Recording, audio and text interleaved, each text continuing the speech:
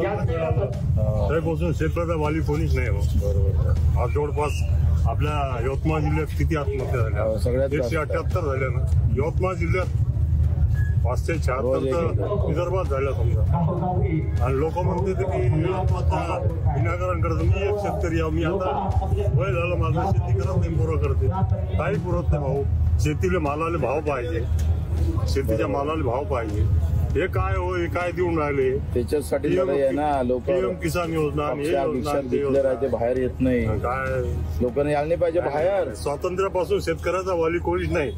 हे बघ, शेतकरी जर जगला तर लोकशाही जगल. बच्चू भाऊ तुम्हाला सांगतो, शेतकरी जगला तर लोकशाही जगल, नाही तर लोकशाही खतम होईल या देशात. हे बाबासाहेब आंबेडकरचे वचन आहे. मी बंजारी आहे जातीनं. हो, तुम आगे बढो.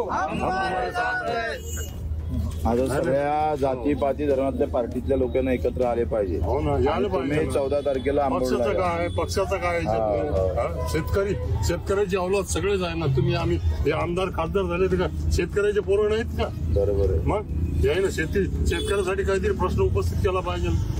आज आमच्या गावात नाही, याच्या इथं अजून सोयाबीन तूर तशी सोडून आहे. मग 4,000 4,500 काय उत्पन्नाच्या आधारावर काय भाव मिळून आला?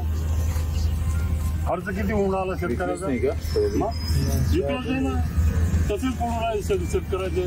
सगळे शेतकरी आहे. मग आज घरचंच बी पेरलं लोकांना आमच्या गावात पूर्ण लोकांनी.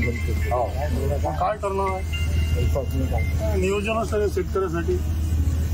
तुम्ही एक भाव करा बच्चू, शपथ तुमचा आशीर्वाद राहू. बच्चू भाऊ तुम आगे बढ़ो.